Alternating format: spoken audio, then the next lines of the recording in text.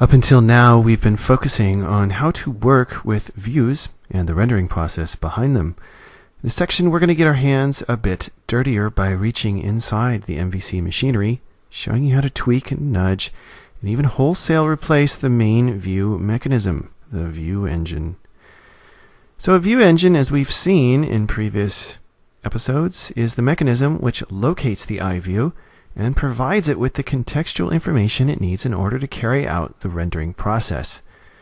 This includes view data, temp data, request context, and the HTTP context, which are wrapped up in the view context. So it's a very simple and straightforward thing to customize what the view engine does to suit your application's needs. It can be a simple thing like overriding the default view engine settings, all the way to rolling your own. So in this demo, I'll show you how to rewire the default web forms view engine to do something simple, such as find our views in a different location. Well, I like my design here for my little demo blog app, but I know that others might not. So what I'd like to do is to enable theming. Let's take a look at how we can do that, working with our controller, and then handing everything off to the view engine itself. So if we come over here back to our site, I've created a new master page. This is going to be the thing that dictates the style for the views that are going to be displayed. So the site.master, which is what is being used by default now, it looks like this. And we can see that the site.master is being set for the home view. If I scroll over, you can see right here, master page file, site.master. We can override that setting in the controller if we want to. So if I want to come back over here to the home controller, scroll down a little bit, I can actually specify right here that I want to use the index view and I want to use the black spelled properly master page. All right, so then we just build it. Now notice I didn't say index.aspx or black.master. You can just pass these things in by name. All right, so if I refresh this, you will be barraged with my design sensibilities. Yeah, how's that look? Okay, well, so hey, you know, this is theme 2. So that's all well and good, but it's not terribly dynamic right now. And not only that, but we have the choice kind of embedded here in our controller. And clearly, we don't want to be repeating ourselves everywhere, so this is where view engines might come in. All right, so that's thing 1. Lob that in the back of your brain. Let's say thing 2 is you're really into the way Rails does what they do. You like the way that the controller and model and view and everything is segregated inside of an app directory. And so you want to be able to do that. So let's see how you can do that. And we'll implement a view engine to help us with both things. So let's take the last thing first. And I'll add a new directory called app. Great. And then I'm going to be crazy. I'm going to start moving my stuff into it. Specifically, what I want to move into it is controllers, models, and views and helpers. So firstly, these things are just classes. So as Stephen mentioned in his first episode about controllers, the application doesn't really care where these things are. These are just compiled. So the convention doesn't necessarily hold that you need to have those things in the controllers directory, so we can just move those straight in. Same with the model. Those are just classes. So we move those in there. Same with helpers. Those are just classes. However, the view engine, as it goes to look for the views, expects that they're all inside of the views directory right off the root. So if we move that in there, we're going to have a problem. So we can still build this, as you can see. I got no errors. But if I come back to my awesome blog, I am going to get a yellow screen of death that says, hey man, I can't find the view. This is where I looked. All right. Well, let's change the way that you are looking for these things. What I'm going to do is I'm going to create a class in here, and I'm going to call it Rob's View Engine. So come in here, create a class, and wait for Visual Studio to respond. There we go, Rob's View Engine. Okay, so we have a choice here. We can do one of two things. I can come in here and I can just say this is an this is an I View Engine. Like that, and then I can implement the interface. Then I got a lot of work to do, and all I really want to do is just override some simple settings. I want to tell it where to find the views. Now they're in the app directory. So instead of doing that, I'm just simply going to inherit from the web form view engine. And this is going to allow me just to override some existing settings. Specifically, the settings I want to override are the location formats. And so we can do that right here in the constructor. If I say public Rob's view engine, and take a look at the properties sitting on here, you have area master locations, area partial, area view location formats, and if we come down here, I've got regular master location formats, etc. This is the thing I want to override right here. So let's add some code for that. There we go. So these formats are basically just as you would imagine, formats, string.format stuff, and it respects the virtual path here from the root, and we're just resetting this now from this value, which is that value by default, which we saw on the error message being displayed right here. See, you can see that right there. We're replacing that now with this. There we go. All right, so good enough. So what I'm going to do is I'm going to come in here and I'm just going to build this. Everything went good. So now I want to tell ASP.NET MVC, use my view engine, please. All right, we do that right here in the global.asax. Just come on down here, and we can just say right here, view engines .engines.add new Rob's view engine. That's it.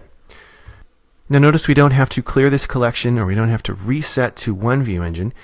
ASP.NET MVC is capable of using multiple view engines to satisfy the search for a given view. So if I was back on my controller and I specified some wacky view with some weird extension, the view engine will do its best to try and find it. All the view engines will. Okay, well now that I've done this and I've added my view engine in, I've got one last thing I need to do. And that is I need to go back to the pages here and change this hard-coded link right here because this master page file no longer exists. I need to change that. I need to go and tell it you're located in the app views shared site master. Now, if people out there are looking at this going, man, do you have to do that for every single view if you change the location? And the answer is yes. But in just a second, we are going to get rid of this directive, so we don't have to worry about that anymore. So if I now come back over here and refresh this, whoops, I hit compatibility mode, bam, it works. That's awesome. Okay, well now let's go back and see if we can address the theming issue, because as we talked about here, we don't like having this master page file set for us. So let's get rid of it. All right. Okay, so that's closed. We don't have a master page file. And let's refresh this and see. Goody. Right. Okay. So it doesn't matter if we take it out.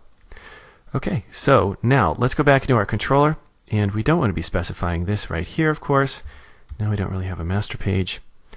And I think this, if I rebuild, will throw on me because I don't have a master, don't have content. Yes. Okay, so we don't have content controls. We don't have a master page. What the heck are we going to do? Let's go back to our view engine now and set this in one place. So we don't have to reset it all over the place with our controllers. So back here in the master page, what I can do is I can go in and I can override find view.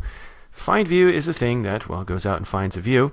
And you can see the different, let's scroll down over here so you can see all those selections.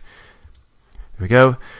You can see we can override all of these methods in here, and I'm going to talk about these when we implement a view engine of our very own.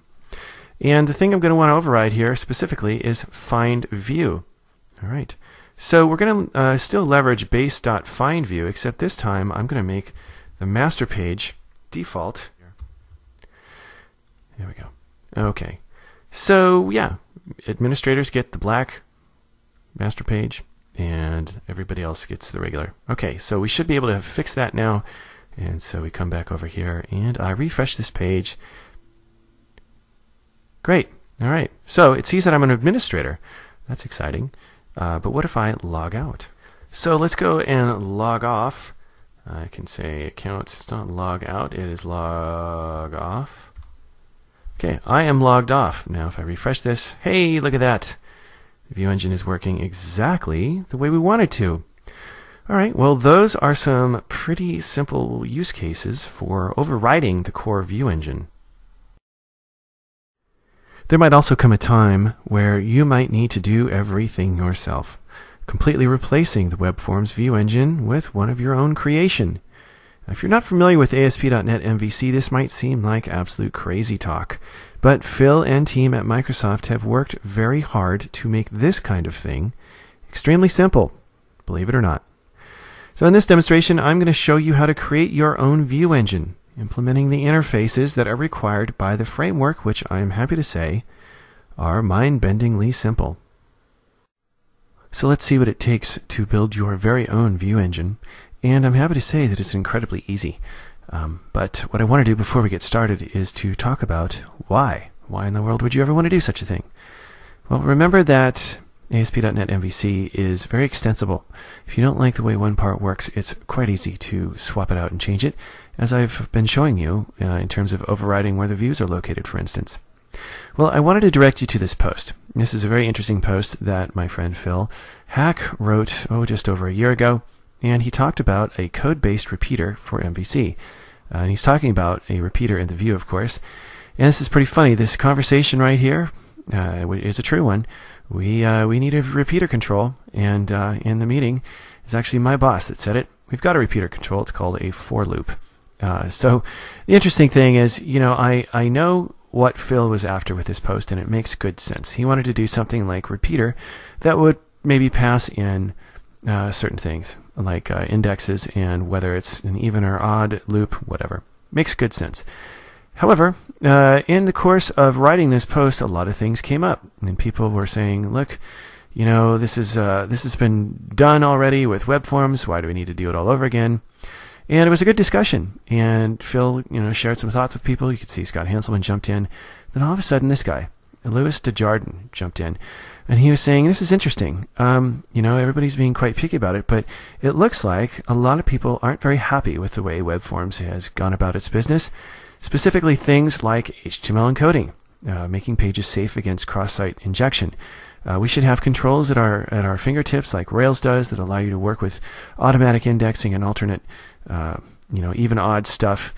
So what would that look like? And it's fun, if you follow the conversation down, he's got a couple more posts in here.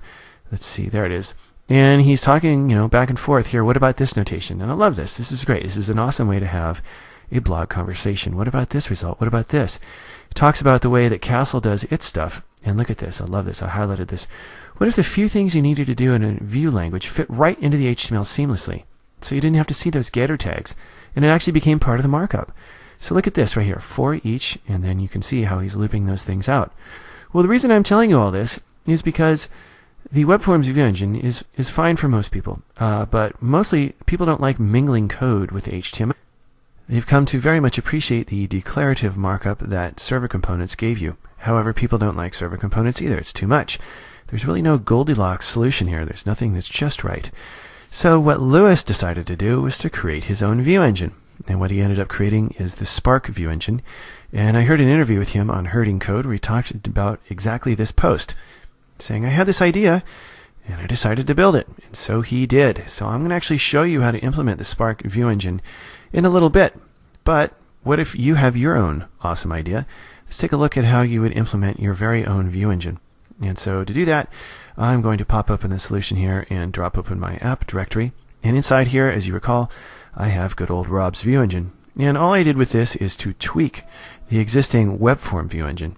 In here, I tweaked the location formats so that we could move our views into our app directory. And what I want to do is something a little bit more dramatic.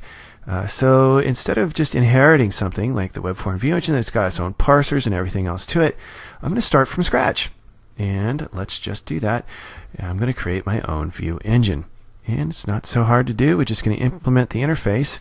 And this is probably the most surprising part about this whole process. There's 3 methods to override, which I think is pretty cool. And they really just have to do with finding the view. Where is this view? I'm going to find it so I can render it. And so we also actually need to do one other thing, because I'm going to keep my formats in there.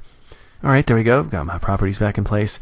Okay, so what the heck does a view engine really do? Well, as you can tell here, it's just simply trying to find the view that we need. And I'll drop this down. It's trying to find the view, and it's trying to give it some context, allowing it to render. Well, okay, what view are we going to use? Well, that's kind of the problem that we have to face next. We need to implement iView. Since we have our own view engine, now we actually have to have our own view in which to render. Now, because this is where the parsing is going to take place. Oops, we'll just call this Rob view. And once again, we are going to set this to an iView. Great. Okay, and now we're going to implement this view. Now, has anybody ever tried to implement their own system.web.page by any chance? A lot of events and methods on that. Well, I'm pleased to say the iView has one job and one job only. It simply needs to render its output to the stream. In other words, the system.io.textWriter, which is going to output straight into the response stream. Okay, well, let's see how this would all work. It's really simple. That's the best thing about it. What we're going to try and do is write some code here. We got the context that's being handed to us. So that is called from within execute result, from action result. The controller context is passed in, as well as the name of the requested view, in this case partial view name, whether or not to use the cache, same thing. It's insanely simple. And then finally release view. What do we do on release? Maybe there's some code we need to run on dispose and so on. Okay, well, the first thing we're going to want to do is to write some location code to find the view. So what's going to be passed in is view name like index, for instance, and we need to go search for it. And so what we can do is we can write some code for that. But what I'm going to do is I'm going to stop short right here, because what that involves is looping over our location formats, right? Which we set by default, as you can see in the very beginning here in the public constructor. We could loop over those things and check and see if a file exists and return that.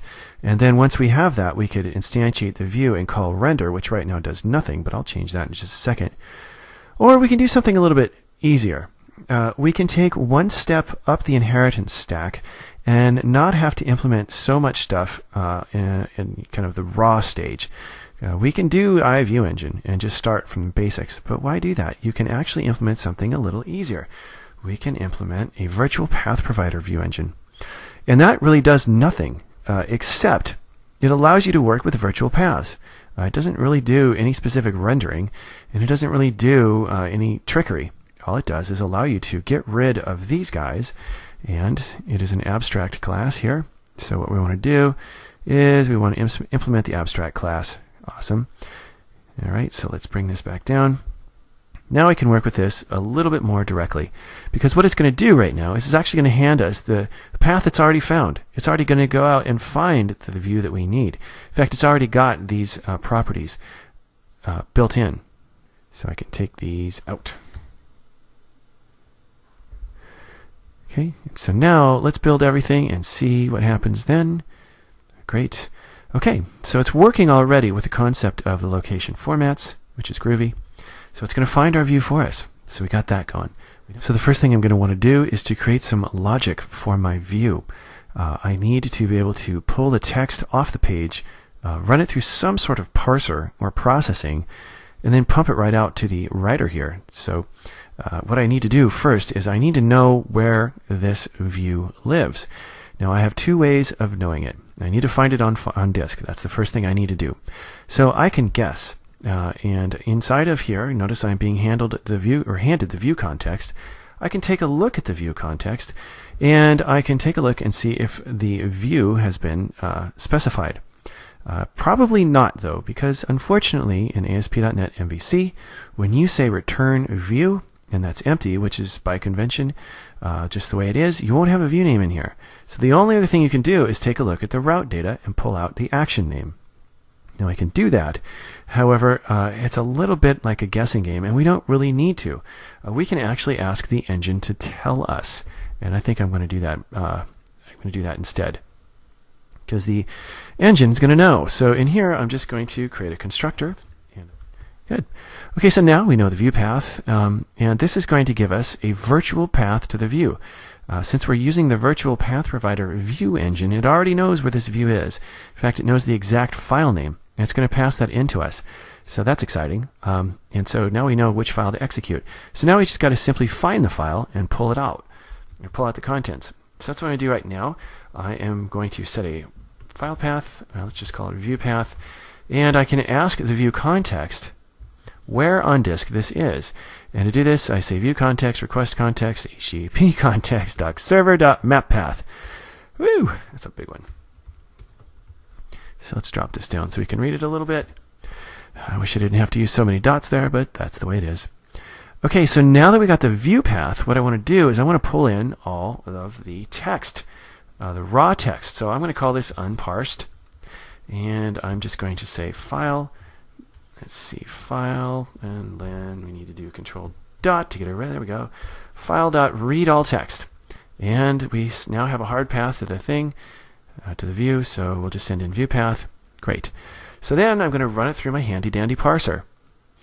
And this is the part where I'm going to do my arm waving, because I don't really want to spend some time writing a parser. But if you have tricky stuff like Lewis does, you could go in there and parse things. You can inject the view data. You can do all the string work you need to do.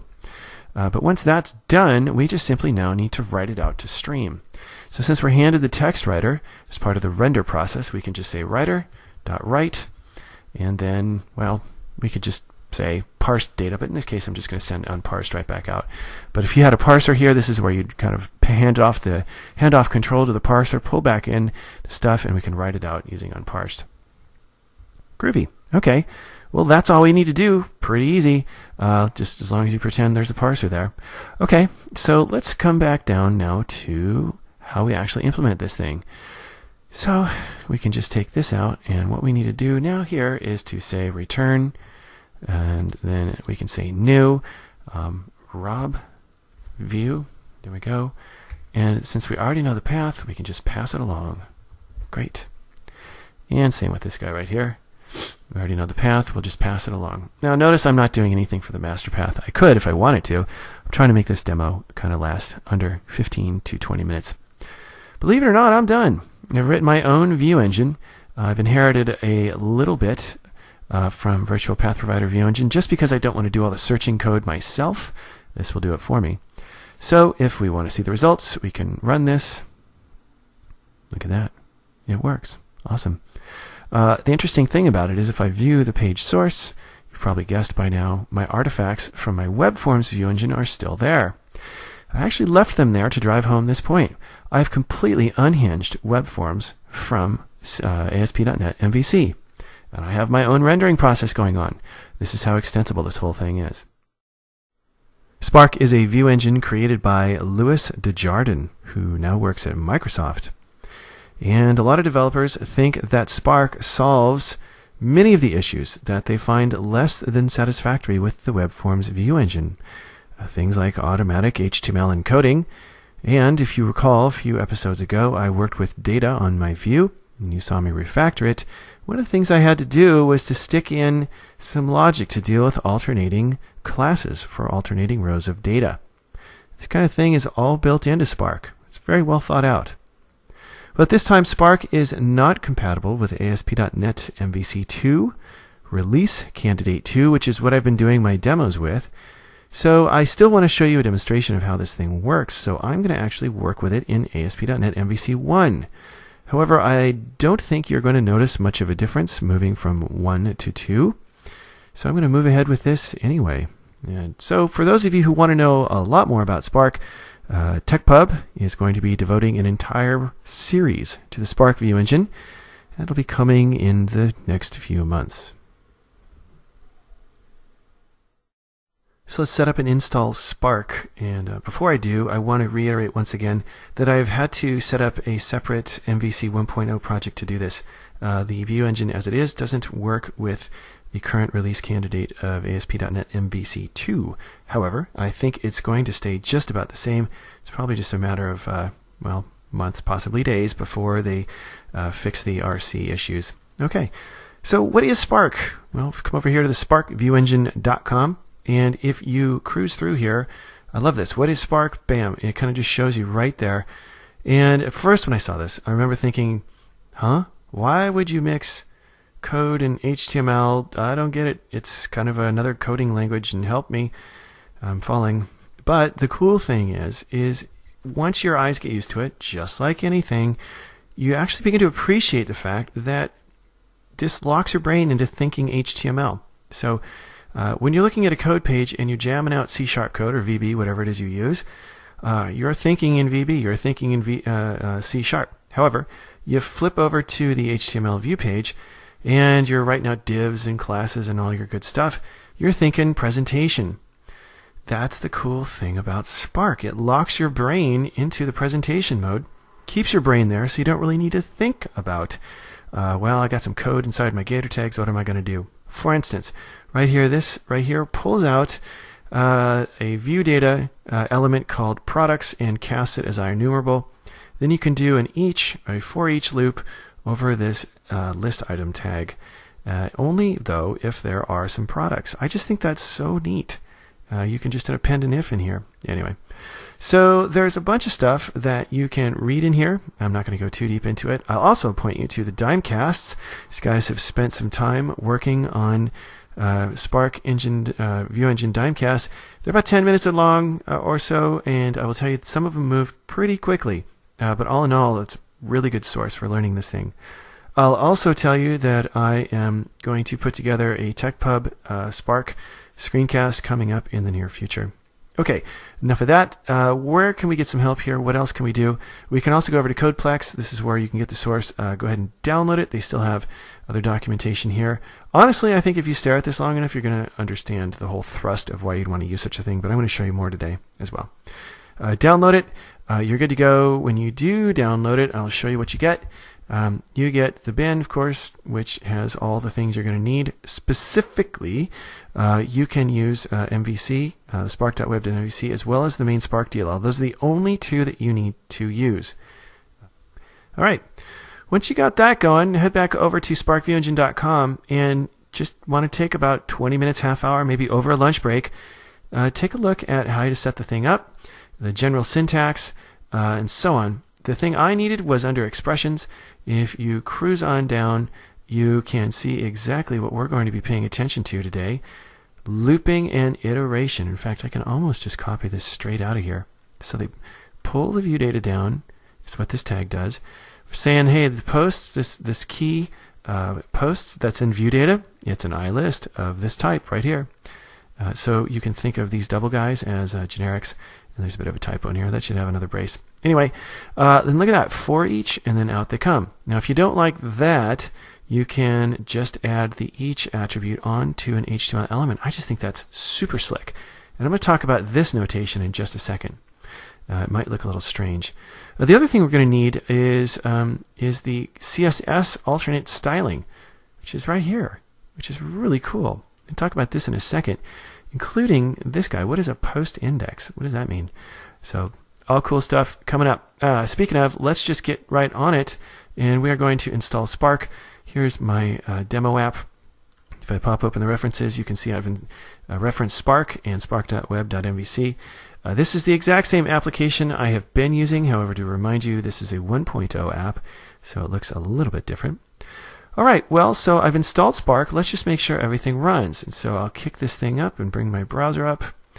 And here it is, my super awesome blog with my links. Goodness gracious me, that's exciting.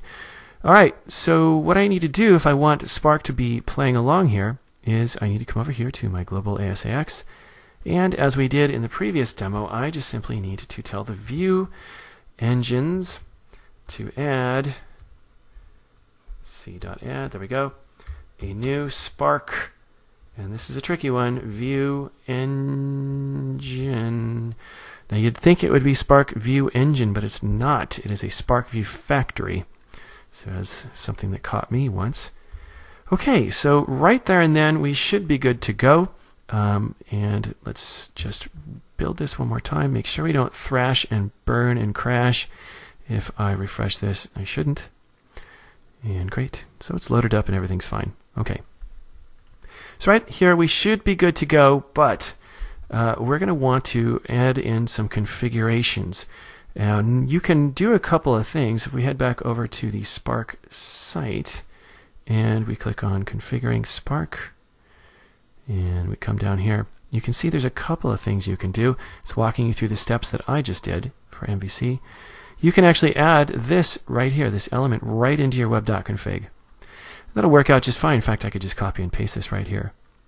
or you could use this Fluent thing, which is pretty groovy. So I'm going to leave you to read these configuration things as you will, but the most important thing to us right now is this guy right here. Why do we need to add an assembly? Well, it's the same thing we have to do with a regular web forms view engine. So if we open up our web config here and cruise down to namespaces, these guys right here, use the namespaces available to the pages. In other words, what namespaces are included on the page that I can write code against. So you have to explicitly declare these for the compiler. You have to do the same thing with Spark. Okay, so this is what we're going to set up now, and specifically I want to just copy this straight out because we want to make sure we have system, especially collections generic, also link, also web MVC, so I have access to the helpers and list properties and all that good stuff. So I'm going to head back over here and I'm going to drop in some settings. I'll just say var settings equals new Spark view Spark. I think it's just Spark settings. There we go. Okay, and then I'm going to say settings dot, and then we'll just add all that code in there. Great. So we got our namespaces set up. If we didn't, Spark would gently remind you that it has a pretty good error reporting system that says, "Hey man, I don't know what IEnumerable is," which is hysterically funny to see. Okay, so we've done that, and now to make sure that this gets added to the factory, we just send it in right there. All right, so let's build one more time. Once again, let's make sure we haven't crashed anything. And we have not. Okay.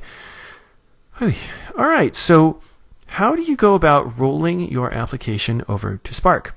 The cool thing is Spark understands just about everything that is already on your view. So the first thing I'm going to do is I'm going to roll over my site master. And this is the first thing we're going to learn about Spark, which is it works on convention, which is great. You don't have to specify, hey, page, go get your master, and this is its name. By convention, if you have a thing called application with a Spark extension, that is your layout, or that is your master page. So we'll say, yes, we'll allow that to happen. So if we open this up, this is one of the cool things that I dig about Spark. Notice we already have syntax highlighting, which is kind of cool. And the reason we do is because here in our download, if I come back to Spark, we've got this Spark VS integration thing in here. Woohoo! Well, what else does that buy us? Well, if I come in here and I pop open some Gator tags and I type in this dot, it buys us IntelliSense. So if you're worried about not having your IntelliSense when you're building out your page, worry not. Okay, so this is conceptual shift number one. We are no longer working with web forms, so this is gone. We don't need that anymore. Also, run out server doesn't make any sense to have in the head tag. We don't have any content tags anymore. We'll leave the title right there for now. There's ways to get around this using things called macros, but I'm not going to talk about that yet. There's my groovy inline styling, and so down here we need to get rid of that. Okay, what the heck did I just do? Well, I pretty much destroyed my application. I actually made it a lot simpler. Removed a lot of code. It actually looks like an HTML page, doesn't it? I think it does. All right. So now what I want to do is I want to then switch over to my index.aspx page, and I'm going to do sort of the same thing. I am going to just remove this Spark. Here we go. I'm going to add the extension Spark, and I am going to kick this out of here. I'm going to boot that out of there. I'm going to boot that out of there, and I'm going to boot that out of there. Okay. Are we done? No, we're not done yet. This is an interesting thing about Spark. I could pretty much just leave this stuff here, but I don't need Phil's repeater anymore. Spark is going to handle this for me. Also, I don't need this partial here either. Spark is going to handle this for me as well. So I'm just actually going to get rid of all of it. Seems a little bit drastic. I understand. So I'm just going to type in hello. I just want to make sure this is going to work. So, for those of you following along at home, and don't think I'm advocating that you need to completely gut and destroy your pages and then rebuild them from scratch. You don't. I'll show you why that is in just a second. But this should actually do it for me. I should really have no need to do anything else. So, if I hit run here, and let's see, where is my Internet Explorer? Look at that. Is it working? Close to it. Close to it. So it's not rendering out my page. The only thing that's rendering right now is this, because now what I need to do is come in here. Oops, I forgot this part. And I need to say, hey, use content and then I need to tell it to use the view. This is special Spark notation that means include the content of one thing into here, and this is a special tag which means pull it from whatever view is being called, in this case index.aspx. Boom! Yay, Spark's working! How exciting is that? Alright, so let's do something a little bit more gratuitous and exciting. Alright, so notice I haven't touched my controller, by the way, at all. There's no need to do that. And that, my friends, is separation of concerns, which is hysterically fun. So at this point, let's go back and take a look at our controller just to make sure we know what is happening here. For those of you who might not have watched the previous episode where I kicked up a paged list, that is what I'm actually sending down to the view, so we're all clear on that. All right, so to work with the data, what I need to do is I need to tell Spark, this is the data you're going to expect coming in. Now you do that also with the web forms view engine here on this web form view. You come over here and it says you're inheriting a system.web.view page. If it was typed, we would tell it this is the data you're getting coming in on the model. Well, Spark View Engine, remember, works in an entirely different way. So what we need to do up here is we need to say, hey, that view data. Okay, well, I think that should do it. View data, model, and paged list.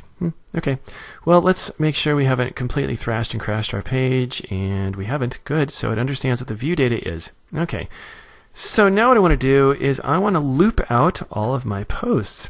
And let's start real small. And what I'm going to do is I'm going to use a div tag here. And I'm going to pass in each.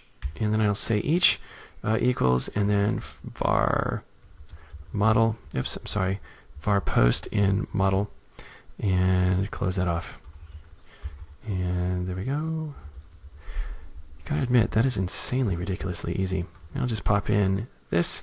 And I can do this one of two ways, pulling data out. I can use getter tags, and I'll start with that if I want. There we go, and do that. I'm going to talk about whether this is a good or bad idea in just a second. So actually, let's just pop out all of it. So one little gotcha that you might fall into is something I've fallen into a number of times with Spark, and I'm still scratching my head over it. I don't understand why it does this, but if you see all white or you don't get the proper syntax highlighting on an element on your page, well, it means that something's gone wrong. And typically you want to play with this a little bit, because if it's white like this, even though this is the precise syntax we need to use, let's just run it and I'll show you what I mean. I'll pull my page over here. Yeah, you can see this error kicks up. It's telling us object doesn't contain get enumerator. What it's trying to do is it's trying to fire an enumerator on viewData.model. We are trying to type the model right here as page list. So it's just not working. So what I found in the past is if you want to just jog around with this thing, sometimes just rewriting it is all you can do. Or you can try and cast it as something else. So in my case, let's just go with ilist, and then we'll go blog.data.post. See if we get syntax highlighting here. And we don't. Oh boy. All right, I got to play with this for a second. Well, I wish I could tell you what I did wrong, but I have no idea. So I played with ilist here, and I'm going to put this back to paged list. I've got syntax highlighting now, which generally means that if I run this and I pull over my page, we have an issue. Okay, couldn't find post. All right, that's because if I come down over here to the global.ascx, and maybe that was my problem, maybe I can just add this in, and I should have done this before, blog.data. All right, so let's rebuild this, and we can bring this over here. This is worth noting out. You get an error like I just did. It's nice because they throw it right to the page, and it tells you exactly what's going on, and it's usually easy to figure out. So that's usually a good thing for a developer like me to see. Oh yes. All right, so that's working out pretty well. Have data on the page. I'm stoked. All right, our next step is to alternate these things. And what I'm going to do is head back over to sparkviewengine.com, where they have, again, lots of code samples just for this kind of thing. Click on Expressions, because Expressions has the code I need. We can scroll down here, and you can take a look at some of the examples. And cool beans. Yeah, this is the one we want. Styles. And I like how they're just setting the class here. Okay, well, that's good. So I am simply going to grab that, copy it, and let's put it right there. Cool. All right, so what is this? What's happening here? Now, the var tag for the Spark View Engine just says, here comes a variable, and it's going to be a new array, and here are the array values. So instead of going even and odd, these are going to be the class names. Instead of going even and odd, I am simply going to say post, because these are the names of my classes, and post. Okay, so we have our styles here. Actually, I spelled that wrong. We have our styles here, and now what are we going to do? We have to pivot this little paragraph tag here. We have to append a style in. The cool thing is right here in this example, they show you the code and how to do it. Well, let's take a look at this code. What's going on? You can see here is the setting for that class. And what's happening here? Well, it's just having it select from the string array that we declared above it. It's either even or odd. And then it's having it evaluate this right here as either 0 or 1. 0 position in the array or 1 right there. How does it know whether it's 0 or 1? Well, it's using modulus right here. And modulus is just a remainder. If you divide a number by another number, what's the remainder? Well, if it's 0, if you divide by 2 and it's 0, that means it's even. So this is the notation for modulus. Divide this number by this number and tell me what the difference is. And it will be 0 or 1, which is exciting. So what the heck is post index? Well, it's one of those reserved things that the View Engine makes available to you. And he talks about it a little bit up here. It says their name is always the same as the looping variable plus the suffix index. Count is first and is last. So you have 4 variables available to you, which is pretty cool. Well, for right now, let's just take this right here, and I'm going to copy it straight in, being a Google coder. And there we go. So this just works straight away because I have the same variable name here, post index. Should be good to go. And you can't see it there. The syntax highlighting is a bit wonky. Okay, good. And so now if I come back over here and I refresh, I should see alternating. Yippee. Okay, well, what else can I do in here? Well, if I wanted to, I can ask, hey, is this the first? And I can just type in equals. And if I refresh the page and bring it up here, it's reloaded. True. True and false. The rest of them are false, etc. You can see how the View Engine makes things easy to work with. All right. Well, that's pretty cool. That was easy. Okay, so now I told you I would talk about the Gator tags versus these expression tags, these guys right here. What is the difference? Why do I care? All right, well, let's say that our posts might have some information like, I don't know, comments or something that a user might have entered in at some point. You never want to trust user input, and you really want to make sure you HTML encode whatever it is that you have. And to explain that, let's do something as silly as this. I'm going to open up a Gator tag here, and I'm just going to type in script. Okay, so if you have a user that is somehow able to edit a post or add some data to it, and you haven't protected your input or protected your output, they can put this stuff in and do what's called cross-site scripting attacks. And that is huge. Huge, huge, huge. It's rampant. Oh, I hate to even do this. Actually, I'm going to take this right out of the loop, because if I keep it inside the loop, I'm going to hit. Okay, so let's refresh this. Yeah, hello to you too. Okay, well, I just injected my site. And once again, if a user was to put that into their page, that would not be good. So what needs to happen here is this needs to be HTML encoded. Well, Spark View Engine can help with that. What we need to do is we have to go over to the global.asx here, and we need to what's called opt in. So I can go into settings and I can set automatic encoding equal to true, which is pretty cool. Okay, so if I go back to Spark and I replace these Gator tags with $brace and can take out that, and I go over to that. Okay, that looks like it. And I make sure to build to get every change in. Okay, cool. And I come back over here and refresh this. Now what you should see is HTML encodedness. Okay, what is HTML encoding? For those of you who do not know, what it did is it actually rewrote, there we go, if we scroll up a little bit, it rewrote the blurb that I put in there. use reserved HTML elements here, and less than, and greater than, etc., to display this verbatim to us users. So that is a nice way to protect your site. Now, this is also worth pointing out that if I come back in here and I use this, and I reset that to use the Gator tags, and I refresh this page, oops. So you don't get the automatic encoding. You want the automatic encoding. Trust me, trust me, trust me. You really, really, really, really do.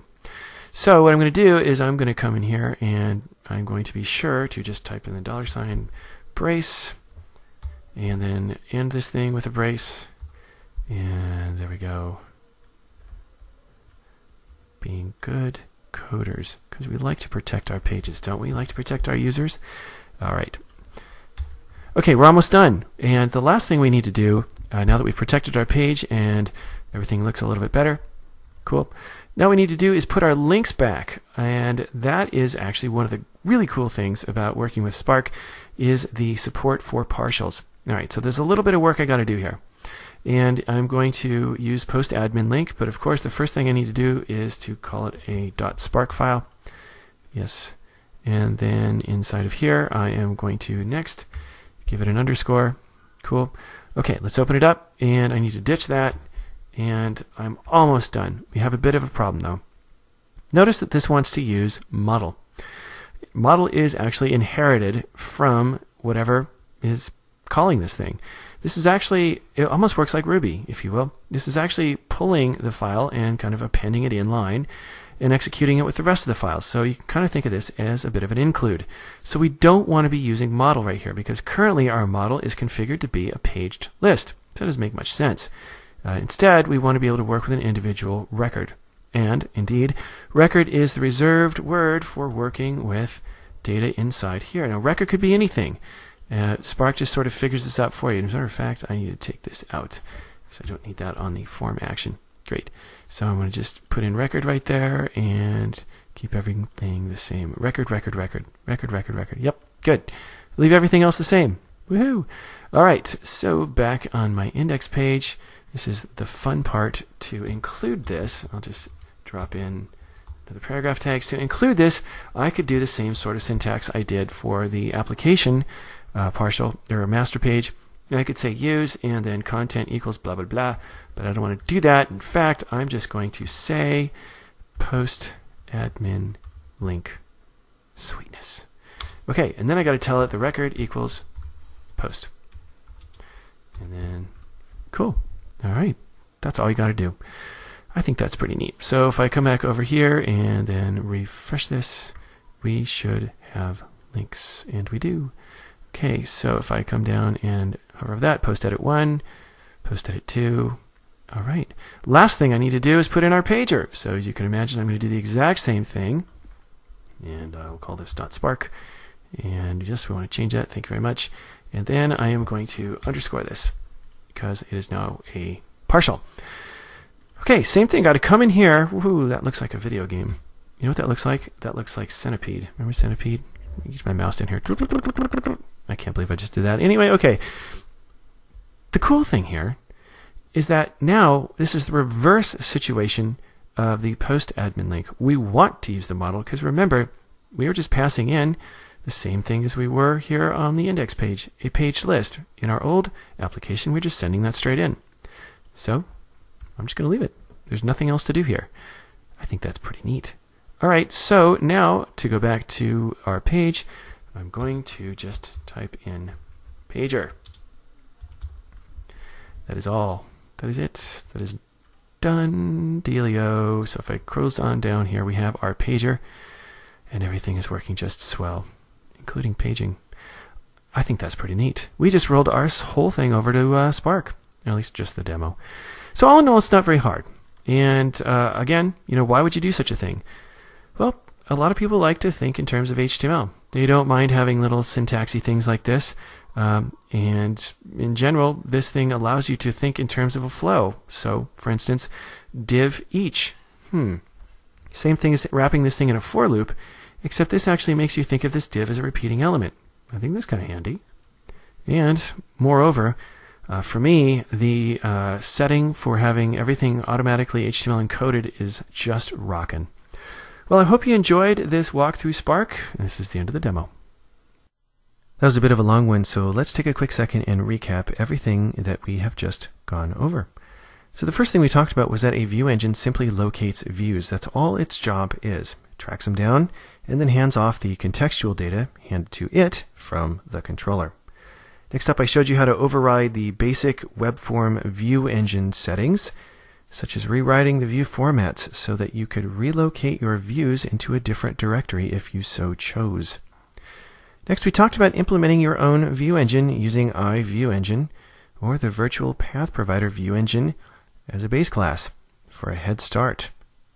Finally, showed you how to use the ever-popular Spark view engine, which is very developer-friendly. It does good things like automatically encoding your HTML.